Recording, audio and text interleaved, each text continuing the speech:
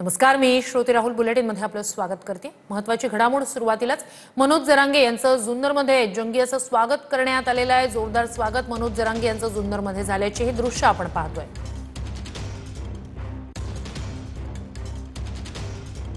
मनोज जरांगे आता मुंबईकडे निघालेले आहेत। वाटेत जुन्नरमध्ये त्यांचं हे असं जंगी स्वागत झाले। अधिक या सगळ्या संदर्भात जाणून घेऊया आपले प्रतिनिधी प्रदीप कापसे यांच्याकडून।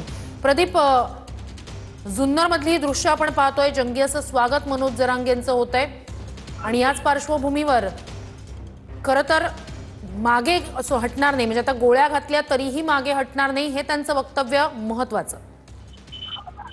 श्रुती, आपण पाहतोय की सध्या मनोज जरांगेंचा ताफा जो आहे तो नारायणगाव क्रॉस करून पुढे आता तळेगावच्या दिशेने रवाना होतोय। चाकणमध्ये त्यांचं जोरदार स्वागत जे आहे ते केलं जाणार आहे।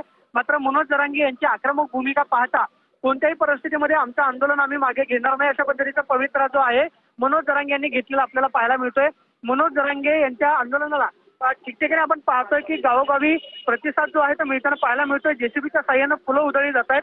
ज्यावेळेस मनोज जरांगे शिवनेरीच्या पायथ्यावरून निघाले त्यानंतर हृदयविकाराच्या झटक्यानं जे मराठा आंदोलकाचा मृत्यू झाला त्याला त्यांच्या कुटुंबियांचं सांत्वनपर भेट घेण्यासाठी हॉस्पिटलमध्ये दाखल झालेले होते आणि त्यानंतर त्यांचा ताफा पुढे आता नारायणगाववरून पुढे आता चाकणच्या दिशेनं रवाना होतोय।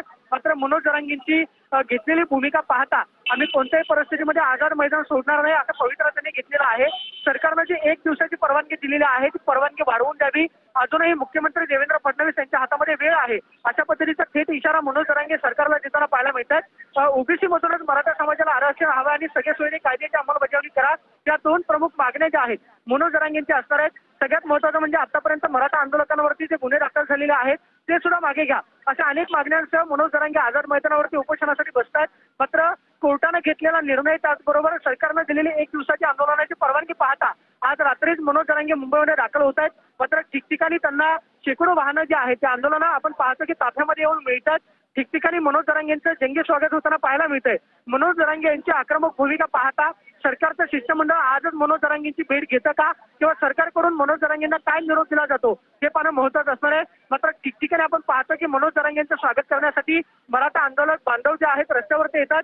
महिलांचा उत्स्फूर्त प्रतिसाद आहे आणि मनोज जरांगे थेट सरकारला इशारा देतात की अजूनही वेळ गेली नाही, आमच्या आंदोलनाची परवानगी वाढवून द्या। जी 5000 आंदोलकांची मर्यादा घालून देण्यात आलेली आहे ती मर्यादा सुद्धा ओलांडा, अशा पद्धतीचं आवाहन मनोज जरांगेंनी सरकारला केलेलं आहे। आज रात्रीपर्यंत यांच्या आंदोलनाबाबत नक्की काय निर्णय होते फार महत्त्वाचं असणार आहे। मात्र मनोज जरांगे हे सातत्यानं आपल्या भाषणांमधून कोपरा सभांमधून सरकारला थेट आव्हान देतात। विशेष म्हणजे मुख्यमंत्री देवेंद्र फडणवीस हे मनोज जरांगे यांच्या टार्गेटवरती आहेत आणि सध्या आपण पाहतोय की मनोज जरांगे मुंबईच्या दिशेने रवाना होत असताना जुन्नर त्याचबरोबर नारायणगावमध्ये त्यांचं जंगी असं स्वागत करण्यात येतं। श्रुती, नक्कीच प्रदीप, हे दृश्य आपण पाहतो आहोत। मोठ्या संख्येनं मराठा समाज बांधव मिळेल त्या गाड्या घेऊन, छोटे ट्रक घेऊन या ठिकाणी सहभागी झालेले आहेत। एक महत्त्वाची घडामोड प्रदीप, आपल्याकडे याला लक्ष ठेवावं लागेल का?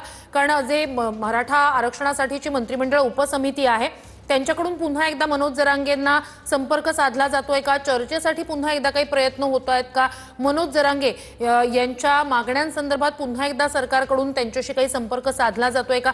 या सगळ्याकडे लक्ष ठेवणं महत्त्वाचं असेल, कारण आता वेळ कमी आहे। आज रात्रीपर्यंत ते मुंबईत दाखल होणार आहे, त्यामुळे रात्रीपर्यंतच्या या वेळातच सरकारकडून पुन्हा एकदा काही संपर्क साधला जाणार आहे का हे पाहणं सुद्धा महत्त्वाचं असेल। अगदी बरोबर आहे। खरं तर काही तासांचा अवधी शिल्लक आहे, कारण आता मुंबई हायवेला लागल्यानंतर जवळपास 5 ते 6 तासांमध्ये गाड्या मुंबईमध्ये दाखल होतील। ज्यावेळेस नवी मुंबईमध्ये गाड्यांची गर्दी होईल त्याचा आपसूक परिणाम जो आहे तो पुढे मुंबईतल्या वाहतूक कोंडीवरती आपल्याला पाहायला मिळेल। मुंबईमध्ये सध्या गणेशोत्सव सुरू आहे। गणेशोत्सव पाहण्यासाठी राज्यभरातून जगभरातून गणेश भक्त हे मुंबईमध्ये येत असतात। मात्र त्याचा ताण जो आहे तो यंत्रणेवरती पडू शकतो। त्यामुळं अलीकडेच हायवेवरती कुठं शिष्टमंडळ जे आहे मनोज जरांगे यांची भेट घेतं का किंवा त्यांना आवाहन केलं जातं का?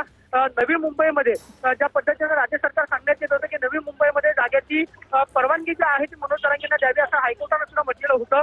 मात्र त्यांचा आक्रमक भूमिका पाहता आझाद मैदानावरती 1 दिवसाची परवानगी जरी भेटलेली असली तरी सुद्धा सरकारला आता खरं तर चर्चा करणं महत्त्वाचं आहे, कारण जेणेकरून हे मराठा बांधव जे आहेत ते मुंबईमध्ये येणार नाहीत, त्याची गर्दी त्याचबरोबर त्याचा ताण यंत्रणेवरती पडणार नाही। त्यामुळे मराठा आरक्षण उपसमितीमधले मंत्री असतील त्याचबरोबर महत्त्वाचे मंत्री, कॅबिनेट मंत्री हे मनोज जरांगे यांच्यासोबत आज चर्चा करू शकतात। विशेषतः राधाकृष्ण विखे असतील त्याचबरोबर सातारचे आपण पाहतोय की नक्कीच प्रदीप, अपडेट्स घेत राहणार आहोतच।